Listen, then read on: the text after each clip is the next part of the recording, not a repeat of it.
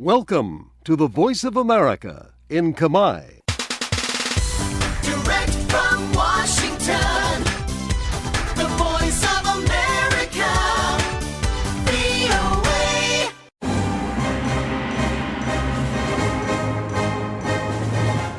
សួស្តីប្រិយមិត្តអ្នកស្ដាប់ជាទីមេត្រីនៅក្នុងកម្មវិធីផ្សាយតាមវិទ្យុរបស់ VOA នៅព្រឹកថ្ងៃសៅរ៍ទី28ខែសីហាឆ្នាំ2021នេះខ្ញុំស៊ូពេជ្ជន្តានិងសហការីនៃក្រុមផ្សាយជាខេមរៈភាសាសូមស្វាគមន៍ប្រិយមិត្តពីរដ្ឋធានី Washington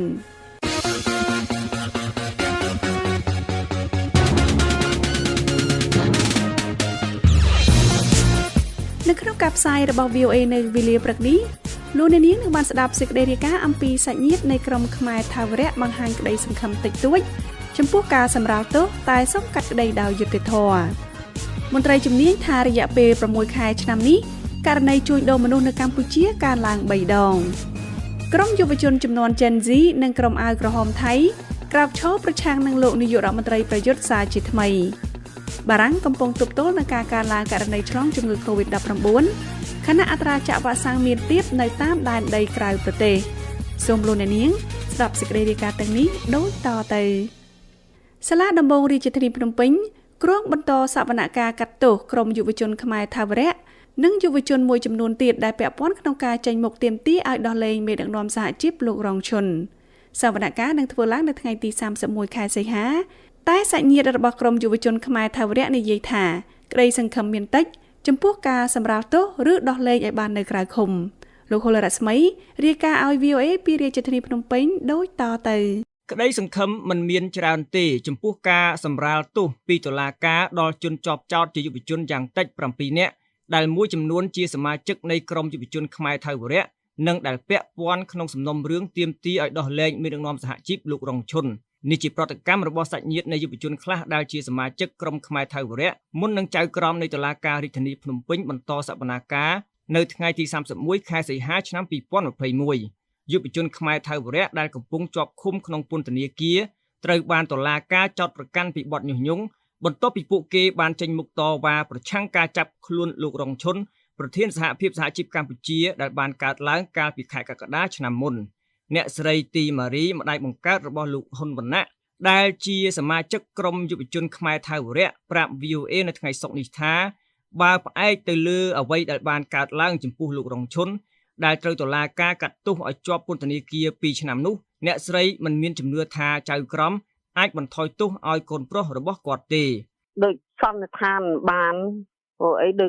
ចអត់មានបទុះបថមើលតែលោកគ្រូរងឈុនជាគំរូមួយហើយអ្នកស្រីបន្ថែមថាកូនប្រុសគាត់គឺលោកហ៊ុនវណ្ណៈគ្រាន់តែបញ្ចេញមតិស្នើសុំឲ្យមានការដោះលែងលោករងឈុនប៉ុណ្ណោះដូច្នេះការចាប់ឃុំខ្លួនកូនប្រុសរបស់គាត់គឺមិនអាចទទួលយកបានទេទៅថាពីបាត់យុះញងអីដូចអត់មានទេហើយគ្នាប្រហែលនេះទៅសូមដោះលែងលោកគ្រូធន់តែប៉ុណ្ណឹងហើយអត់មានទៅខុសច្បាប់អីទេអាហ្នឹងជាសិទ្ធិរបស់បញ្ចេញមតិរបស់យុវជនគ្រប់គ្នានៅក្នុងសំណុំរឿងតវ៉ាប្រឆាំងការចាប់ខ្លួនលោករងឈុននេះមានសកម្មជនជាជនជាប់ចោទ15នាក់ដែលរួមមានឈួរផេងជុំពុទ្ធីគង់សំអានមានព្រហ្មនីមួងសុភ័ក្រកើតសារាយថាឡាវីអេងម៉ាឡៃឈឿនដារាវីហ៊ុនវណ្ណៈនិងអ្នកនៅក្រៅប្រទេសរួមមានសេងមេងប៊ុនរងអ៊ូច័ន្ទរិទ្ធគង់សភាហូវ៉ាន់និងលោកហុងលឹមម្ដាយបង្កើតរបស់កញ្ញាឈឿនដារាវីគឺអ្នកស្រីថាច់ធីតាវ័យ69ឆ្នាំបង្ហាញក្តីសង្ឃឹមថាតុលាការអាចផ្ដល់ការយោគយល់ឲ្យកូនស្រីនិងយុវជនជាជនជាប់ចោទដទៃទៀតបានស្ថិតនៅក្រៅឃុំក្រោមហេតុផលចង្អៀតណែនក្នុងពន្ធនាគារនិងបញ្ហាសុខភាពចង់បានអញ្ចឹងសូមអនុញ្ញាតឲ្យគាត់នៅក្រៅឃុំទៅចាហើយបើសិនជាត្រូវការសួរនាំឬក៏ឲ្យគាត់ទៅដើម្បីសួរពាក់ព័ន្ធជាមួយនឹងការក្តីរបស់គាត់ហ្នឹងដំណើរក្តីរបស់គាត់ហ្នឹងខ្ញុំនឹងសន្យានឹងជូនកូនទៅដល់អញ្ចឹងអត់មានកិច្ចវេះអីទេក្មួយចាចំណែកប្អូនប្រុសបង្កើតរបស់កញ្ញាអេងម៉ាឡៃគឺលោកអេងសេងអាយុ29ឆ្នាំនិយាយថាក្តីសង្ឃឹមមានតិចណាស់ដែលបងស្រីអាចទទួលការសម្រាលទោសឬក៏ដោះលែងឲ្យបានស្ថិតនៅក្រៅឃុំនោះព្រោះបើតាមការសង្កេតរបស់លោកក្នុងសវនាការកាលពីពេលកន្លងមកចៅក្រមបានបន្តសួររកភស្តុតាងដាក់បន្ទុកលើជនជាប់ចោទគឺសង្ឃឹមតិចបើសិនជាតុលាការគាត់នៅតែកាន់ គោលចំហការចោទប្រកាន់យើងដដែលអត់មានថាកាត់បន្ថយឬក៏យ៉ាងណាអត់ផង នៅក្នុងសវនកម្មដែលធ្វើឡើងកាលពីចុងខែកក្កដាឆ្នាំ2021នេះកញ្ញាអេងម៉ាឡៃនិងជនជាប់ចោទ3នាក់ទៀតរួមមានយុវជនមួងសុភ័ក្រថាឡាវីនិងអតីតប្រសង់កើតសរាយបានបដិសេធនៅមុខចៅក្រមជំនុំជម្រះថាពួកគេមិនបានប្រព្រឹត្តបទល្មើសញុះញង់ទេហើយពួកគេនិយាយថាមិនមានការសោកស្ដាយចំពោះការចេញតវ៉ារកយុត្តិធម៌ឲ្យលោករងឈុននោះទេប្រធានសមាគមនិស្សិតបញ្ញវន្តខ្មែរលោកមួងសុនីជាបងប្រុសបង្កើតលោកមួងសុភ័ក្រយល់ថាតុលាការមិនអាចបន្ធូរបន្ថយទោសរបស់ប្អូនប្រុសដែលលោកអះអាងថាមានទំនាក់ទំនងជាមួយផលប្រយោជន៍របស់អ្នកនយោបាយយ៉ាងណាលោកថារដ្ឋាភិបាលគួរមានការយោគយល់ខ្លះព្រោះបើមើលទៅលើសកម្មភាពរបស់យុវជនដែលធ្វើកន្លងមកនោះគឺមិនមែនដើម្បីផលប្រយោជន៍ផ្ទាល់ខ្លួនទេតែដើម្បីប្រទេសជាតិ ទោះជាយ៉ាងណាក៏ដោយយុវជនទាំងអស់ហ្នឹងដែលគាត់ធ្វើការងារហ្នឹងមិនមែនដើម្បីប្រយោជន៍ផ្ទាល់ខ្លួនទេដើម្បីប្រទេសជាតិអញ្ចឹងទូខុសឬត្រូវក៏សូមឲ្យរដ្ឋាភិបាលលោកមេត្តាយោគយល់ខន្តីអធ្យាស្រ័យបាទដើម្បីឲ្យពួកគាត់ហ្នឹងធ្វើការកែសម្រួលនៅអរិយាប័ត្រអត្តចរិតឡើងវិញដើម្បីប្រទេសជាតិហើយបើគាត់ខុសគាត់ធ្វើម៉េចដើម្បីឲ្យត្រូវ លោកបន្ថែមថា ខ្ញុំជឿថាតុលាការគាត់លោកអាចពិចារណាហើយក៏ដូចជាសម្ដេចលោកនាយករដ្ឋមន្ត្រីហ៊ុនសែនបាទលោកអាចនឹងពិចារណាដើម្បីធ្វើការដោះលែងយុវជនមួយចំនួនហើយអាចឲ្យពួកគាត់ខ្លះនឹងទៅរស់នៅធម្មតាទៅការងារបម្រើសង្គម នាយករងទទួលបន្ទុកឃ្លាំមើលនឹងការពារសិទ្ធិមនុស្សនៃអង្គការលីកាដូលោកអំសំអាតយល់ថាតុលាការគួរពិចារណាឲ្យយុវជនទាំងនោះមានសេរីភាពឡើងវិញដោយលើកហេតុផលថាពួកគេមិនបានប្រព្រឹត្តបទឧក្រិដ្ឋណាមួយនោះទេក្រៅតែពីការសម្ដែងមតិដោយសន្តិវិធី ហើយបើសិនជាករណីពួកគាត់អាចនឹងត្រូវមានការកាត់ទោសហើយនឹងឃុំខ្លួនអានឹងបញ្ហានៃការរិះគន់ក៏កាន់តែមានច្រើនដោយករណីរងឈុនកន្លងមកចឹងដែរហើយក៏វាអាចប៉ះពាល់ទៅដល់បញ្ហានៃការរិះគន់ទាក់ទងនឹងការរដ្ឋបတ်នៃសេរីភាពនិងការជួបជុំការប្រមូលផ្ដុំនិងការបញ្ចេញមតិដោយសន្តិវិធីនៅផងដែរបាទ កាលពីពេលថ្មីៗនេះក្រុមអ្នកជំនាញសិទ្ធិមនុស្សអង្គការសហប្រជាជាតិចំនួន4រូបបានថ្លែងរិះគន់ចំការផ្ដន់ទោសលោករងឈុនមេដឹកនាំសហជីពដែលត្រូវតុលាការកាត់ទោសឲ្យជាប់ពន្ធនាគារពីបទញុះញង់បង្កឲ្យមានភាពវឹកវរធ្ងន់ធ្ងរដល់សន្តិសុខសង្គមពាក់ព័ន្ធនឹងការចុះទៅពិនិត្យព្រំដែនក្នុងខេត្តត្បូងឃ្មុំដែលជាប់ប្រទេសវៀតណាមក្រុមអ្នកជំនាញសិទ្ធិមនុស្សទាំងនោះបានបង្ហាញក្តីបារម្ភជាខ្លាំងផងដែរចំពោះព័ត៌មានដែលគួរឲ្យជឿជាក់ថាមានអ្នកការពារសិទ្ធិមនុស្សចំនួន17នាក់ក្នុងចំណោមអ្នកការពារសិទ្ធិមនុស្សដទៃទៀតដែលបច្ចុប្បន្នបាននឹងកំពុងជាប់ឃុំត្រូវបានចោទប្រកាន់ឬផ្ដន្ទាទោសតាមមាត្រា494និង495ប៉ុន្តែស្ថានបេសកកម្មអចិន្ត្រៃយ៍កម្ពុជានៅទីក្រុងហ្សឺណែវបានចេញសេចក្តីថ្លែងការណ៍មួយកាលពីថ្ងៃអង្គារដោយបដិសេធចោលទាំងស្រុងនៅការលើកឡើងរបស់អ្នករាយការណ៍ពិសេសដោយថាពុំបានផ្ដល់ការយកចិត្តទុកដាក់ចំពោះសារៈសំខាន់នៃការអនុវត្តច្បាប់និងការប្រព្រឹត្តដោយភាពស្មើគ្នាចំពោះប្រជាពលរដ្ឋទាំងអស់នៅក្នុងប្រទេសកម្ពុជារាយការណ៍ពីរាជធានីភ្នំពេញខ្ញុំហុលរស្មី VOA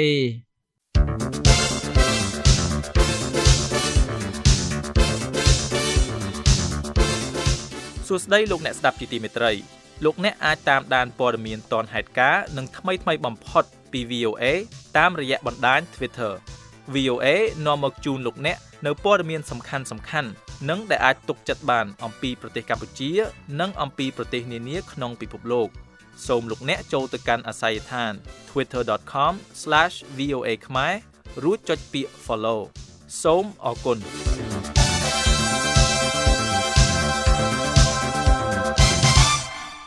ក្នុងរយៈពេល6ខែដើមឆ្នាំនេះការជួញដូរមនុស្សកើនឡើងរហូតដល់ប្រមាណ200ករណីដែលមានកំណើន3ដងធៀបនឹងឆ្នាំមុនមន្ត្រីជំនាញនៃក្រសួងមហាផ្ទៃបញ្ជាក់ថា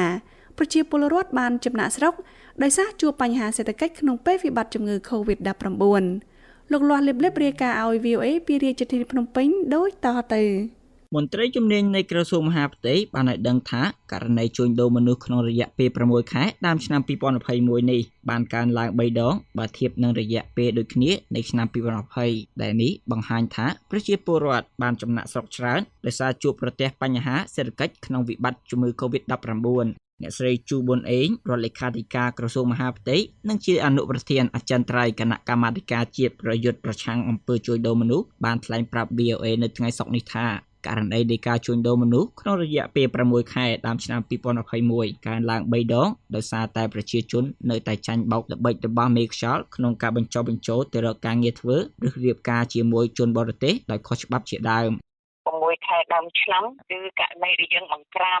យើងបង្ក្រាបករណីដែលជួញដូរហ្នឹងគឺមានរហូតដល់ទៅ193ករណីហើយបើប្រៀបធៀបទៅនឹងឆ្នាំមុនមានតែជា68ករណីអញ្ចឹងមានន័យថាវាខុសគ្នាឆ្ងាយខុសគ្នាឆ្ងាយគឺវាកើនឡើង3ដងហ្នឹងអ្នកស្រីជូប៊ុនអេងបានបញ្ជាក់ទៀតថាការចាញ់បោកមេខ្យល់គឺដោយសារតែប្រជាពលរដ្ឋខ្វះការយល់ដឹងមានបញ្ហាផ្នែកសេដ្ឋកិច្ចជាមួយនឹងការសម្រេចចិត្តទាំងប្រថុយប្រថានរបស់ពួកគេអ្នកស្រីបន្តថាដំណាក់កាលនេះភាពប្រឈមរបស់ប្រជាពលរដ្ឋមិនមែនត្រឹមតែចាញ់បោកមេខ្យល់យកទៅលក់ឬយកទៅជួញដូរនោះទេប៉ុន្តែអាចរងហានិភ័យពាក់ព័ន្ធការឆ្លងជំងឺ COVID-19 ជាពិសេសដាក់បន្ទុកបន្ថែមដល់គ្រួសារថែមទៀតផងប្រជាពលរដ្ឋមួយចំនួនហ្នឹងគឺគាត់ត្រូវបានគេហៅថាកាត់បន្ថយខាងផ្នែកសេដ្ឋកិច្ចរបស់គាត់ធ្វើឲ្យពួកគាត់ហ្នឹងកំពុងតែគិតថាបើមានឱកាសគាត់នឹងសម្រាប់ចិត្តថាធ្វើអីចឹងណាដល់ពេលជនដែលគេហៅថាជួញដូរមនុស្សហ្នឹងគឺគាត់ធម្មតាគាត់មានល្បិចកលហើយគាត់អូសទាញឲ្យយកគេហៅថាការពុតផោពីរឿងផលប្រយោជន៍ចឹងដើម្បីឲ្យអ្នកដែលគ្នាខ្វះការយល់ដឹងហ្នឹងគាត់ទៅតាមអ្នកស្រីបន្តថាចឹងវាមានគេហៅថាភាពប្រឈមធំជាងមុនសម្រាប់ពលករជាមួយក៏អ្នកដែលសម្រាប់ចិត្តថាចេញទៅសន្តិភាពឬក៏ក្នុងពេលនេះដែលធ្វើឲ្យគេហៅថាជាឱកាសរបស់មេខ្យល់ផងហើយក៏វាពាក់ព័ន្ធទៅនឹងការទទួលវិញនៅផលវិបាកដែលគាត់ត្រឡប់មកវិញទាំងមិនបានការងារទាំងនាំយកមេរោគមកហើយដាក់បន្ទុកបន្ថែមទៅលើគ្រួសារថែមទៀតអ្នកស្រីមេសាអ៊ីមអនុប្រធានផ្នែកស្ត្រីនិងកុមារនៃសមាគមអាត6ដែលធ្វើការលើការជួយពលករខ្មែរដែលចាញ់បោកគេនៅបរទេសមានប្រសាសន៍ថារដ្ឋាភិបាលត្រូវតែផ្តល់ការទំនុកបម្រុងនិងការបង្កើតឱកាសការងារទៅដល់ប្រជាពលរដ្ឋដើម្បីអាចឲ្យពលរដ្ឋប្រកបរបរចិញ្ចឹមជីវិតបានសមរម្យហើយនេះជាវិធីសាស្ត្រដែលមានប្រសិទ្ធភាពក្នុងការទប់ស្កាត់និងការបង្ក្រាបការជួញដូរមនុស្សទីមួយគឺត្រូវមានការងារសមស្របហើយត្រូវមានទីផ្សារការងារហើយមានប្រព័ន្ធធារាសាស្ត្រមានការផ្គត់ផ្គង់ពូជស្រូវដីធ្លីអីហ្នឹងឲ្យពួកគាត់បានពេញលេញហើយនឹងសមស្របទៅនឹងសមត្ថភាពលទ្ធភាពរបស់ពួកគាត់ដែរហើយទី2តកតងទៅនឹងការជួយសង្គ្រោះនិងអន្តរាគមន៍ក្រោយពេលការជួយមកវិញហ្នឹងគឺបានថាត្រូវមើលថ្លឹងថ្លែងផ្ដល់សេវាពេញលេញក្នុងនោះដែរមានទាំងសេវាសុខភាពផ្លូវកាយផ្លូវចិត្តទាំងសេវាផ្នែកច្បាប់បានថាស្វែងរកយុត្តិធម៌ការទាមទារសំណងអីហ្នឹងកុំឲ្យចំណាយរយៈពេលយូរយឺតយ៉ាវអីសម្រាប់ពួកគាត់អញ្ចឹងនីតិវិធីហ្នឹងត្រូវពង្រឹងហើយនិងពង្លឿនផងដែរកាលពីថ្ងៃប្រហ័សមន្ត្រីក្រសួងការបរទេសកម្ពុជាបានឲ្យដឹងថាស្ត្រីខ្មែរចំនួន12នាក់ត្រូវបានជួយសង្គ្រោះពីការជួញដូរក្នុងប្រទេសចិនអ្នកនាំពាក្យក្រសួងការបរទេសកម្ពុជាលោកកុយគួងបានបង្ហោះសារនៅក្នុងប្រព័ន្ធ Telegram ជាការផ្ដល់ដំណឹងដល់អ្នកសារព័ត៌មានថាស្ថានកុងស៊ុលកម្ពុជាប្រចាំទីក្រុងឆុងឈីងប្រទេសចិនជូនដំណឹងមកស្ថានកុងស៊ុលបានសហការជាមួយអាជ្ញាធរចិនជួយសង្គ្រោះស្ត្រីខ្មែរចំនួន12នាក់ដែលរងគ្រោះដោយការជួញដូរលោកបន្ថែមថាពួកគេនឹងវិលត្រឡប់ទៅកម្ពុជាវិញដែលគ្រោងមកដល់នៅថ្ងៃទី2ខែកញ្ញាឆ្នាំ2021វេលាម៉ោង 3:30 នាទីល្ងាចតាមជើងយន្តហោះទោះជាយ៉ាងណាលោកគួយគួងមិនបានបញ្ជាក់ថាស្ត្រីខ្មែរទាំង12នាក់នោះរងគ្រោះការជួញដូរប្រភេទណានោះទេលោកគួយគួងប្រាប់ VOA នៅថ្ងៃសុក្រនេះថាលោកមិនទាន់មានព័ត៌មានលម្អិតអំពីស្ត្រីទាំង12នាក់នោះទេប៉ុន្តែលោកបញ្ជាក់ថារយៈពេល6ខែដើមឆ្នាំ2021នេះគឺចាប់តាំងពីខែមករាដល់ខែមិថុនាស្ត្រីខ្មែរដែលត្រូវបានជួយសង្គ្រោះពីប្រទេសចិនសរុបចំនួន230នាក់កាលពីឆ្នាំ2019ប្រទេសកម្ពុជាបានកត់ត្រាថាស្ត្រីខ្មែរចំនួន111នាក់បានវិលត្រឡប់ពីប្រទេសចិនមកកម្ពុជាវិញដែលពួកគេអះអាងថាត្រូវបានបង្ខំឲ្យរៀបការជាមួយជនជាតិចិនរបាយការណ៍របស់ទីភ្នាក់ងារអង្គការសហប្រជាជាតិឈ្មោះ UNAIDS ដែលបានចេញផ្សាយកាលពីឆ្នាំ2016បានលើកឡើងថាស្ត្រីខ្មែរទៅប្រទេសចិនដោយសារចាញ់បោកមេខ្យល់ដែលសន្យាបោកប្រាស់ថាពួកគេនឹងទទួលបានការងារមានប្រាក់ខែច្រើនរបាយការណ៍បន្តថាស្ត្រីខ្មែរមួយចំនួនក៏បានយល់ព្រមរៀបការប៉ុន្តែពួកគេត្រូវបានប្រាប់ព័ត៌មានខុសដោយថាពួកគេនឹងមានជីវភាពល្អពេលរៀបការជាមួយស្វាមីចិនប៉ុន្តែការពិតពួកគេបានធ្លាក់ជាជនរងគ្រោះវិញដោយរៀបការជាមួយបុរសជនជាតិចិនដែលក្រីក្រនៅតាមជនបទរបាយការណ៍ឲ្យដឹងទៀតថាបុរសជនជាតិចិនបានឲ្យប្រាក់ទៅមេខ្យល់ពី$10,000 ទៅ$20,000ដើម្បីឲ្យតាក់ទងស្ត្រីខ្មែររៀបការជាមួយខ្លួន កាលពីចុងខែមីនាក្រសួងការបរទេសសហរដ្ឋអាមេរិកបានចេញរបាយការណ៍ស្ដីអំពីការជួញដូរមនុស្សដោយបានបង្ហាញថាប្រទេសកម្ពុជាស្ថិតក្នុងលំដាប់ទី2ក្នុងបញ្ជីប្រឆាំងការជួញដូរមនុស្សសម្រាប់ឆ្នាំ2017ដែលមិនមានអ្វីប្រែប្រួលប្រសើរជាងឆ្នាំមុននោះទេរបាយការណ៍នោះបានឲ្យដឹងថាកម្ពុជាបានបន្តស្ថិតក្នុងលំដាប់ទី2ដោយសារតែរដ្ឋាភិបាលកម្ពុជាមិនបានបំពេញតាមនិយមអបបរិមាក្នុងការលុបបំបាត់ការជួញដូរមនុស្សទេដូចជាការមិនស៊ើបអង្កេតឬយកមកកាត់ទោសក្រុមមន្ត្រីដែលពាក់ព័ន្ធនឹងបទល្មើសជាដើមរបាយការណ៍របស់ក្រសួងការបរទេសអាមេរិកស្ដីពីការប្រឆាំងការជួញដូរមនុស្សបានផ្ដល់អនុសាសន៍មួយចំនួនដល់រដ្ឋាភិបាលកម្ពុជាក្នុងការជួយជនរងគ្រោះក៏ដូចជាបង្កើនសេវាដែលមានស្រាប់សម្រាប់ជួយជនរងគ្រោះដែលជាបុរសអនុសាសន៍សំខាន់ៗនោះរួមមានអាជ្ញាធរកម្ពុជាត្រូវតែកាត់ទោសជនដែលប្រព្រឹត្តបទល្មើសទាំងឡាយពាក់ព័ន្ធនឹងការជួញដូរមនុស្សហើយផ្ដល់អំណាចដល់ការប្រើប្រាស់បច្ចេកទេសស៊ើបអង្កេតដោយសម្ងាត់ក្នុងការអនុវត្តច្បាប់ប្រឆាំងការជួញដូរនិងការបង្កើតនីតិវិធីជាប្រព័ន្ធហើយបែងចែកធនធានដើម្បីជួយពលរដ្ឋកម្ពុជារងគ្រោះតាមបេសកកម្មការទូតនៅបរទេសនិងក្នុងប្រទេសទាំងឡាយណាដែលមានតំណាងការទូតកម្ពុជានៅទីនោះរាយការណ៍ពីរាជធានីភ្នំពេញខ្ញុំលោះលីប VOA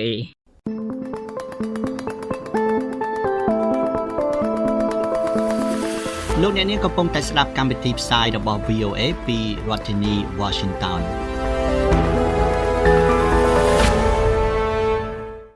លោកនាយករដ្ឋមន្ត្រីប្រយុទ្ធច័ន្ទអូចាកំពុងប្រឈមមុខនឹងការគំរាមកំហែងកាន់តែខ្លាំងនៅពេលចលនាយុវជនជំនាន់ក្រោយដែលគេហៅថា Gen Z និងក្រុមទាហានជើងចាស់អាវក្រហមបញ្ចូលកម្លាំងគ្នាប្រឆាំងនឹងលោកទោះជាយ៉ាងនេះក្តីលោកប្រយុទ្ធទំនងជាមិនចោះចាញ់នោះទេដោយសារមានការគាំទ្រពីអ្នកមានអំណាចរាជវង្សនិងក្រុមសេដ្ឋីនៅពីក្រោយអ្នកនាងវិចិត្រាដួងឌីនៃ VOA រាយការណ៍អំពីរឿងនេះពីទីក្រុងបាងកកហើយលោកសុកខេមរាប្រែសម្រួលដូចតទៅ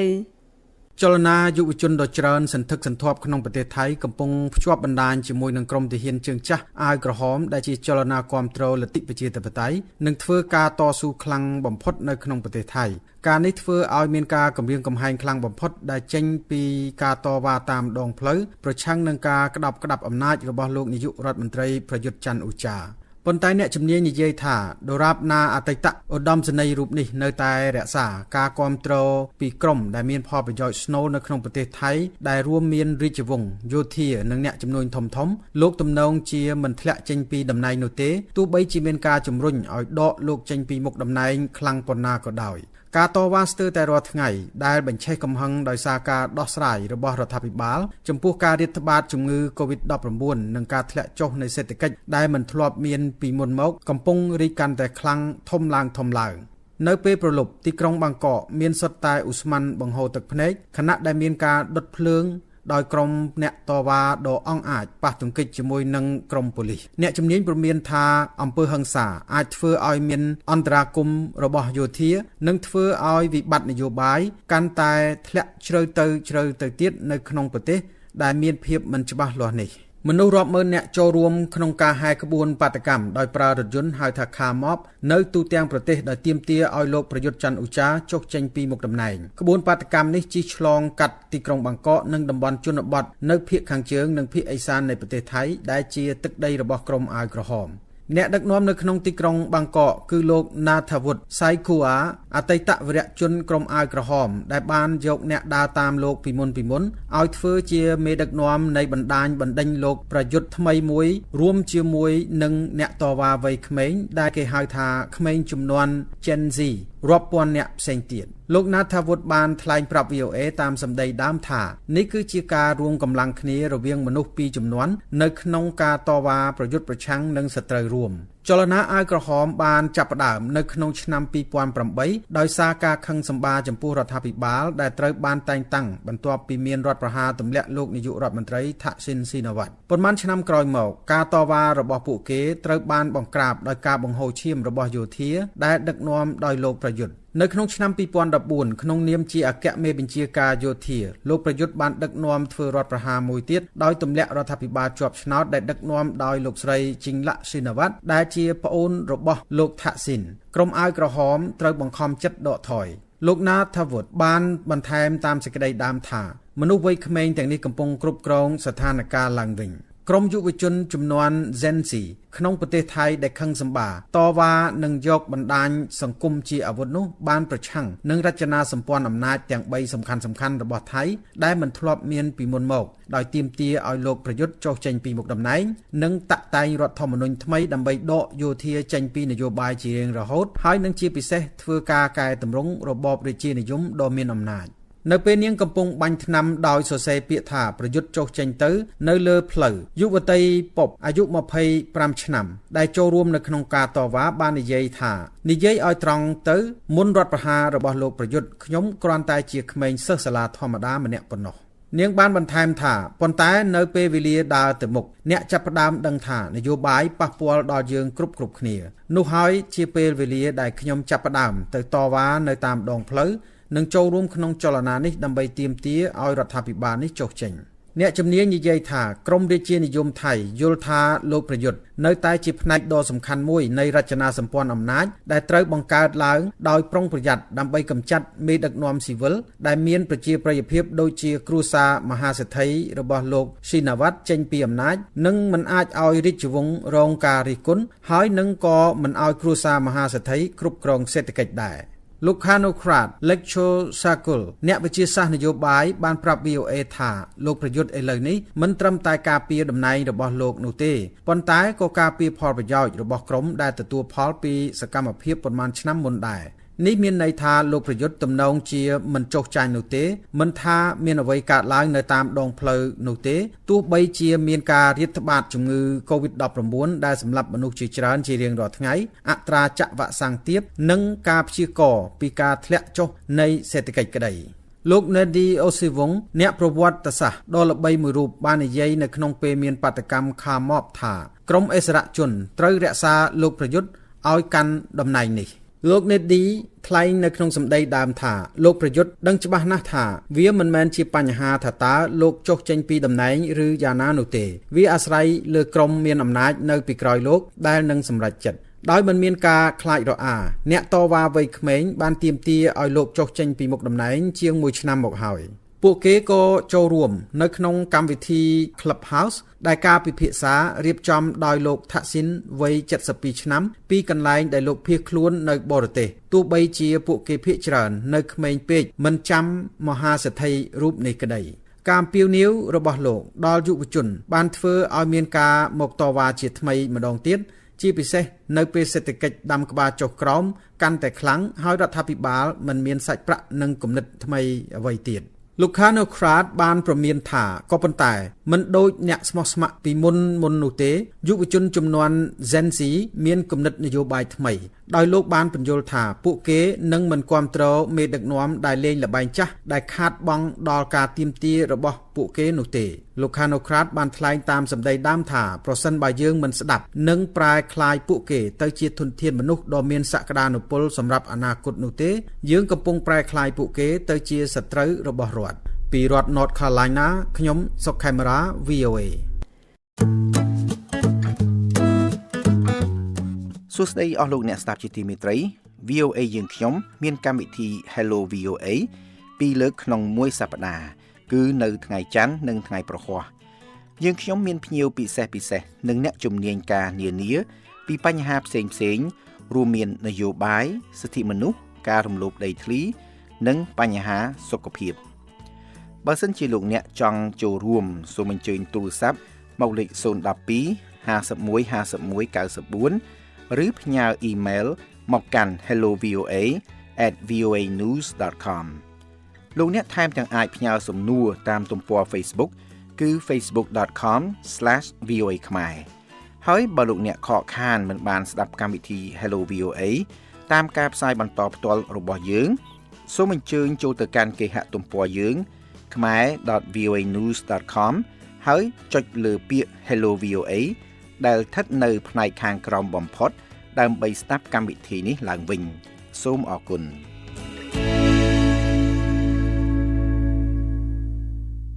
ដោយបណ្ដាប្រទេសមួយចំនួន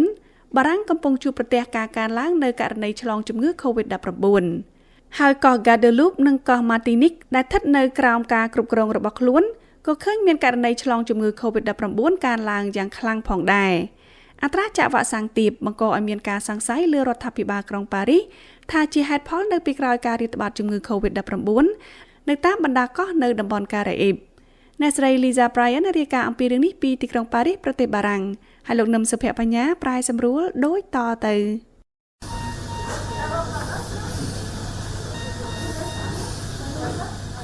បុគ្គលិកសុខាភិបាលពីប្រទេសបារាំងបានមកដល់កោះចំនួន2នៅតំបន់ការ៉ាអ៊ីបដើម្បីជួយបុគ្គលិកសុខាភិបាលនៅកោះទាំងនោះដែលកំពុងរងសម្ពាធដោយសារការកើនឡើងករណីឆ្លងជំងឺ COVID-19 ដ៏ច្រើនបំផុតនៅក្នុងកំណត់ត្រាតំបន់រងគ្រោះខ្លាំងជាងគេគឺកោះ Guadeloupe ជាទីដែលរងមនុស្សម្នាក់ក្នុងចំណោម4នាក់បានធ្វើតេស្តវិជ្ជមានជំងឺ COVID-19 ដែលនេះជាចំនួនកើនឡើងទ្វេដងក្នុងរយៈពេលតែ1សប្តាហ៍ស្ថានភាពនេះក៏គួរឲ្យបារម្ភផងដែរនៅកោះ Martinique មន្ទីរពេទ្យមានសភាពកកកុញហើយវិជ្ជបណ្ឌិតនិយាយថាសម្ភារៈពេទ្យមួយចំនួនដូចជាប្រដាប់វាស់កម្រិតអុកស៊ីហ្សែនក៏មិនមានគ្រប់គ្រាន់ដែរកោះទាំងពីរខាងលើនេះស្ថិតនៅក្រោមការបិទគប់តឹងរឹងដែលមានតែសេវាកម្មចាំបាច់ប៉ុណ្ណោះត្រូវបានអនុញ្ញាតឲ្យដំណើរការប៉ុន្តែស្ថានភាពនេះមិនបានហាមឃាត់ពលរដ្ឋមិនឲ្យធ្វើដំណើរទៅតំបន់ឆ្នេរនោះទេទោះបីជាពួកគេមិនត្រូវទៅក៏ដោយអ្នកទៅលេងឆ្នេរខ្សាច់ម្នាក់បានប្រាប់ប៉ុស្តិ៍ទូរទស្សន៍ French TV ជាភាសាបារាំងថា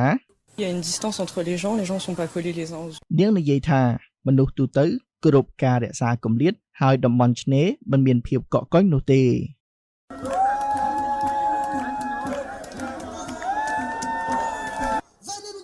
អ្នករស់នៅលើកោះបានធ្វើបាតកម្មដោយពលរដ្ឋមួយចំនួននៅប្រទេសបារាំងដែរដោយពួកគេប្រឆាំងនឹងវ៉ាក់សាំង COVID-19 និងតម្រូវការបានបញ្ជាក់សុខភាពដើម្បីអាចចូលកន្លែងផ្សេងៗដូចជាភោជនីយដ្ឋាននិងរោងភាពយន្តជាដើមគិលានុបដ្ឋាយិកាម្នាក់ដែលបានចូលរួមធ្វើបាតកម្មនៅកោះ Martinique បានប្រាប់វិទ្យុបារាំងថា Jusqu'au bout je ne compte pas me faire vacciner jusqu'au bout je vais rester mobilisé នាងនិយាយថានាងនឹងមិនចាក់វ៉ាក់សាំងនោះទេហើយបាននិយាយថាមានវិធីដទៃទៀតដើម្បីការពារជំងឺ COVID-19 ប៉ុន្តែពលរដ្ឋបារាំងភាគច្រើនជាពិសេសនៅប្រទេសបារាំងមិនយល់ស្របនឹងគំនិតដូចនេះទេ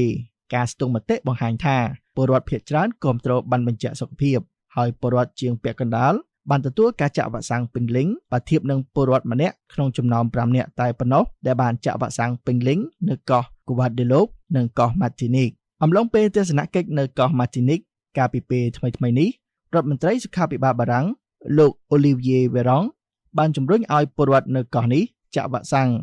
On ne ressort pas indemne de la visite de cet hôpital. Les patients sont jeunes. Les patients sont très jeunes. Ce sont des gens qui étaient en bonne santé. បន្ទាប់ពីចាក់ចេញពីមន្ទីរពេទ្យមួយលោកបានកត់សម្គាល់ថា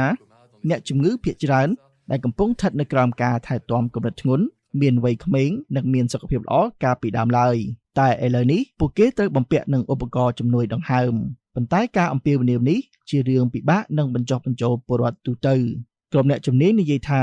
ភាពមន្ទិលសង្ស័យលើរដ្ឋាភិបាលបារាំងគឺមានខ្ពស់ជាផ្នែកដោយសារតែអតីតភាពអាណានិគមនិងរឿងអាស្រូវផ្នែកសុខាភិបាលកាលពីពេលមុនមករបស់បារាំងដូចជាថ្នាំសម្លាប់សត្វល្អិតដែលត្រូវបានប្រើប្រាស់ជាយូរយារមកហើយលើដំណាំចេកនៅលើកោះក្រោមការគ្រប់គ្រងរបស់ខ្លួនបន្ទាប់ពីថ្នាំសម្លាប់សត្វល្អិតទាំងនោះត្រូវបានហាមឃាត់មិនឲ្យប្រើប្រាស់នៅកន្លែងដទៃទៀតក្រុមអ្នករិះគន់ក៏បានបន្ទោសរដ្ឋាភិបាលក្រុងប៉ារីសពីការប្រងើយកន្តើយលើហេដ្ឋារចនាសម្ព័ន្ធសុខាភិបាលលើកោះទាំងនោះផងដែរដូច្នេះរឿងអាក្រក់ផ្សេងៗបានលេចឡើងជាបន្តបន្ទាប់ស្របជាមួយនឹងជំងឺ COVID-19 ពីរាជធានីភ្នំពេញខ្ញុំនឹមសុភ័ក្របញ្ញា VOA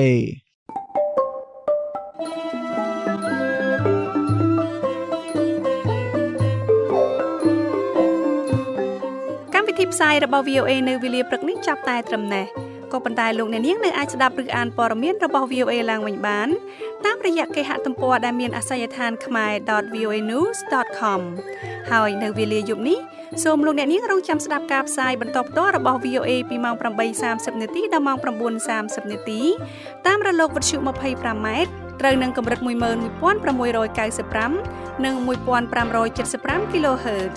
សូមលោកអ្នកនាងប្រកបដោយសុភមង្គលគ្រប់ប្រការអរុនសួស្តី